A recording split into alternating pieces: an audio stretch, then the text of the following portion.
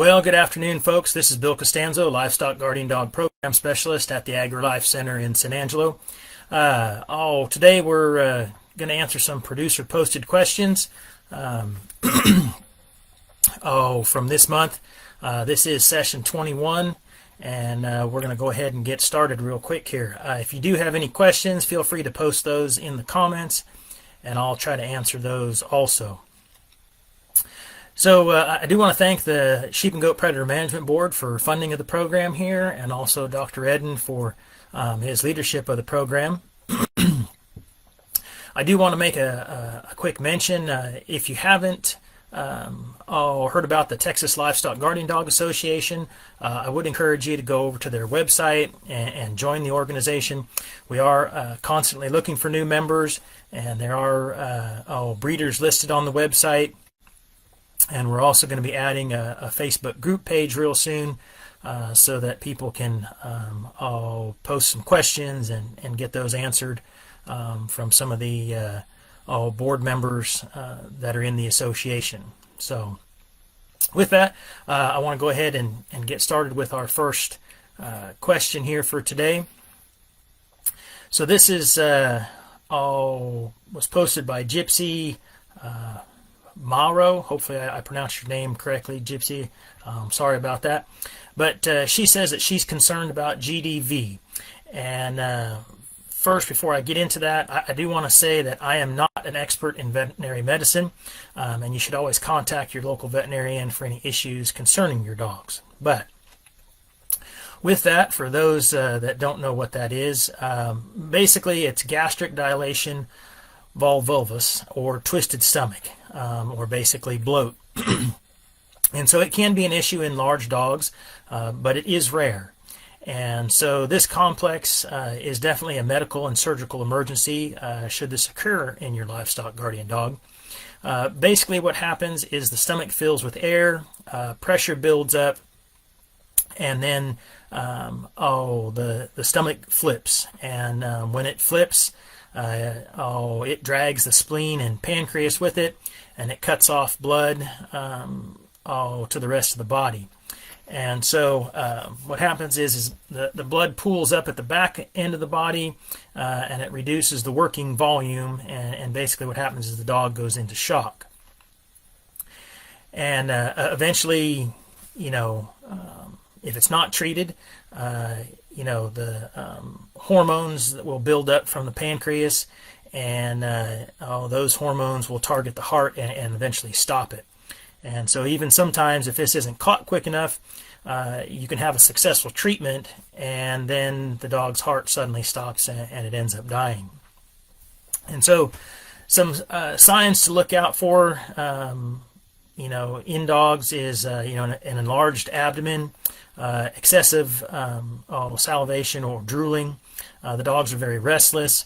If you touch on their belly, they're going to probably cry out, and then they're going to show some signs of pain. And you really have to get this dealt with pretty rapidly. You have about an hour or two without treatment before the dog's going to go into shock, and eventually what will happen is the heart rate just rises because of these toxins. The pulse gets weaker, and the dog eventually dies.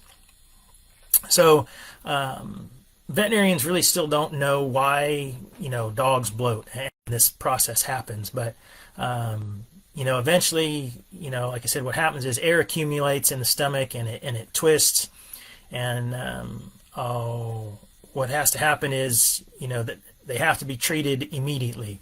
They have to go into surgery, and generally what happens is they're going to perform a couple different things while they're in that surgery. They're going to treat the dog for shock, and then they're going to go in and hopefully deflate the stomach, put it back in its correct position, take out any portion of the stomach that's been damaged or has died off from the twisted area, and then they're probably going to attach a portion of that dog's stomach to the abdomen wall to keep it from twisting again, because once it happens, it'll happen more and more often. And so one of the big questions is how do you prevent this? Again, this is a very rare thing that can happen, but some dogs are more prone to this than others. And so one of the things you can kind of look at dogs is chest conformation. And so, if you've got a dog with a deep, narrow chest that's very tall rather than being wide, they can suffer from bloat. Also, dogs that have a high height to width ratio are more likely to bloat than dogs that have a low height to width ratio. Males are more likely to bloat than females, and there hasn't been any studies that have shown really that there's less risk one way or the other if they're intact or if they're fixed dogs. You do have to worry about if relatives of the dog that you have has had an issue with bloating. There's definitely a higher chance that your dog is going to bloat. And if the dog is intact, you should have it fixed, because you definitely don't want this to be bred and spread throughout other livestock guardian dogs. Okay, because then it won't be a rare issue that comes up. You're probably going to ask, well, is there anything you can do diet-wise? One of the things, there were some ingredients in feeds, and then there were some issues with possibly like the height of the bowl where the dog was eating, but there were some studies done on that, and a lot of that data was inconclusive. Okay, so just kind of know that out there.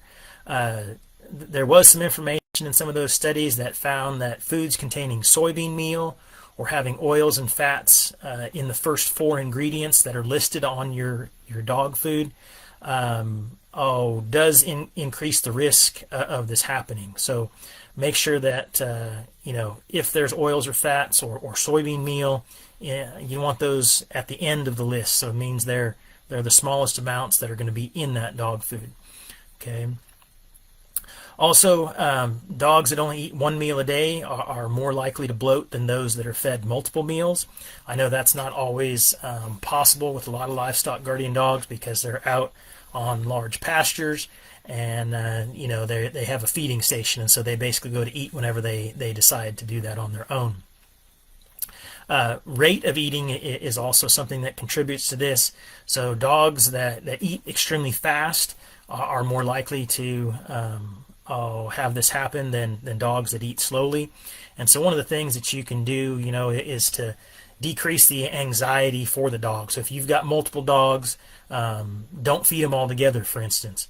Feed them separately, feed them at different times throughout the day, and try to keep those dogs separated from each other when they are eating, so that they don't, try to wolf down their food real fast.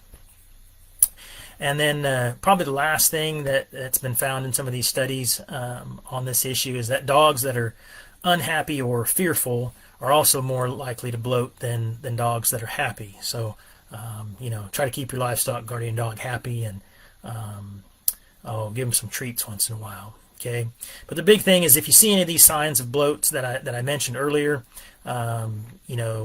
enlarged stomach, they're salivating a lot, they're restless. When you touch their stomach, they show pain. You need to get them to a vet immediately. So this isn't something that you can wait around with and think that it might help or it might solve itself on its own. Okay. So hopefully that answers your question, Gypsy. If you got any more questions, just reach out to me at the center, and I can put you in contact with the vet that we use for all of our livestock guardian dogs in San Angelo. So our next question today comes from Deanna Lynn Anders, and she was asking about any advice on GPS collars to keep her livestock guardian dog from leaving the property. She preferably wants one that can go a long time between charges. Well, Deanna, I don't know that I have good news for you there on that one. At least the battery charges. We have been testing out a couple different systems at the center on the dogs that we have. We've had an Invisible Fence brand system, I guess for about a year and a half probably, that we've been using. And we started with just a couple pastures, and we've expanded to, 3, 4, 5, about about 7 pastures now with the system. It has worked very well for us, but the big issue with it is, as the question that you ask, is the battery life. When you start out training a dog on one of these systems, you're going to be replacing the batteries on a daily basis. The nice thing about the invisible fence system, at least, is it comes with 2 batteries for each collar, and the batteries are rechargeable, so you don't have to go out and get them. It's a special battery that fits that collar, and they do charge fairly quickly. Once your dog kind of gets trained to the system, then you don't have to change out the batteries as often. So we start out as every day changing the batteries for the first week, then we move to every other day for the second week, and then after that it's about every 2 days. So we generally go out Monday, Wednesday, Fridays, and then we skip over the weekend, and the dogs learn the system fairly quickly. Now we have been able to retrain dogs that were roaming using that system, and it wasn't a formal research study that we did. It was just something that I was curious to see if we could fix some dogs that were roaming a lot.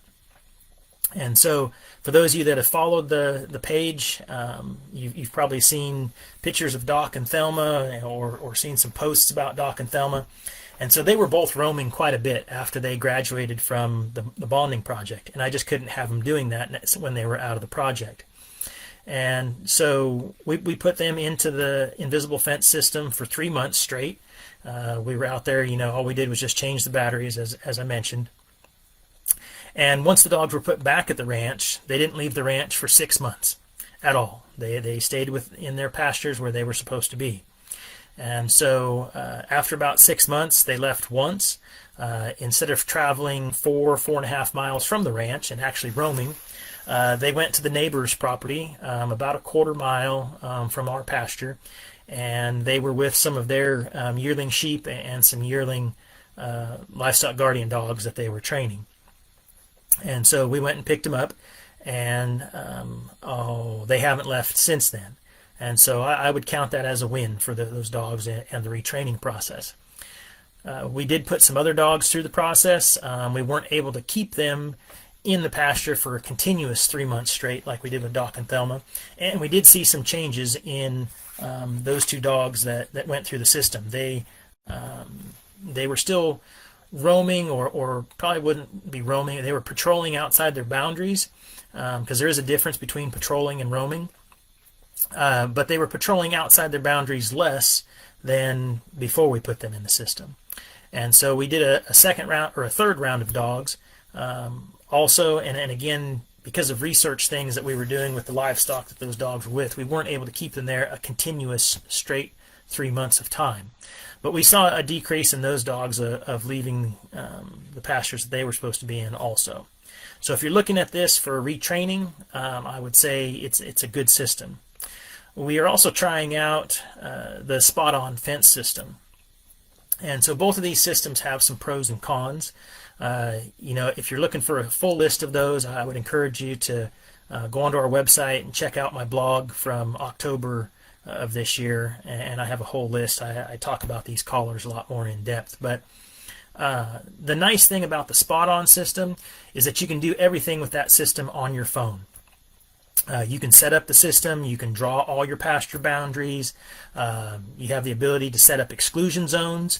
So for instance, if you want your dog to stay in a pasture, but there's a barn, for instance, you don't want them going into, you can exclude that area, and you can do all that right on your phone. I'm definitely not a tech person, even though I do all these Facebook Lives and things for y'all. I had the system up and working within a half an hour. And I just kind of, skimmed the instruction booklet. So it's a fairly easy system to use. And like I said, both these systems have some pros and cons. Probably the biggest issue with the spot-on fence system is the battery life. You're only able to get about 21 to 22 hours of battery life on that system. And then it does have a GPS tracker that you can I'll pay an extra $100 a year for. If the tracking is on, so your dog leaves and so that you can find them, the system will let you know when they leave and when they come back, if they come back on their own, or where they're going so that you can find them. But with the tracking system on, you're going to get about 17 to 18 hours of battery life out of the Spot On system. So, that system is definitely easier to set up, and it's less expensive than the Invisible Fence brand system, but the batteries don't last as long. And so we are actively working with Spot On Fence. We've met with them several times, and I continue to give them feedback on the collars that we're testing for them. At some point, we're hoping that they come out with a collar that we can test that'll have a minimum of a week's worth of battery life out of it. Now, I'm sure somebody's going to be like, well, why can't we get a month or, a year out of the battery life? Because at least with the Spot On system, that it's offering the tracking, and with any of these systems, the batteries have to have the ability to provide enough shock to keep your dog on the property.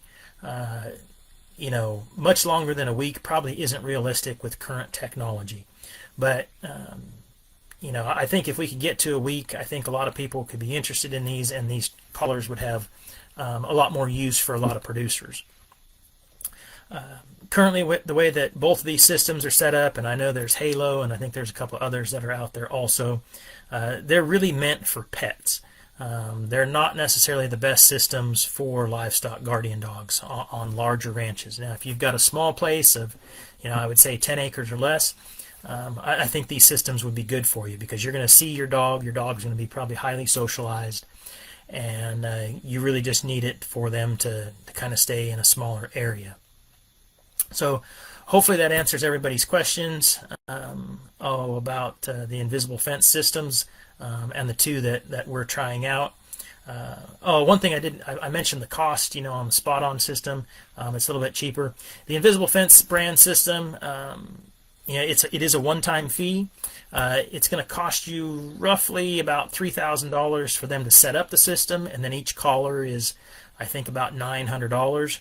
The collar comes with those two batteries and a charging unit, and once you pay for that, that's basically it. They'll come out, if you have some changes that need to be done fairly infrequently, and they'll probably do those for free for you. The Spot On Fence system, I believe, is about $1,300. I think it's $1,200 without the tracker, and then I think it's $1,300 with the tracker. So those are some of your costs there. And then Spot On, there is a yearly fee. I think it's $100 for their tracking system, and you can select what type of cell service you want, whether it's like AT&T or Verizon or whatever. You can do all that when you purchase that service with them. So if you have any other questions about the Invisible Fence systems that we're using, or anything else with those, feel free to reach out to me at the AgriLife Center. I'd be happy to talk to you some more about those. So I don't see any questions in the comments today, and those are the only producer posted questions that we have. So again, I want to thank everybody that is logged on and watching today. Hopefully all of the two producers that put their questions in, you got to have those answered. Our next Q&A will be December 7th at 3 p.m. So, save your questions up for that, and I'll answer those live for you. I do want to thank again the Sheep and Goat Predator Management Board here in Texas for providing funding for the program. We wouldn't be able to do all the things that we do without their funding, and also Dr. Eden for his leadership of the program. So with that, folks, I guess we're going to go ahead and log off. Hope everybody has a good Thanksgiving, and we'll see you all in December.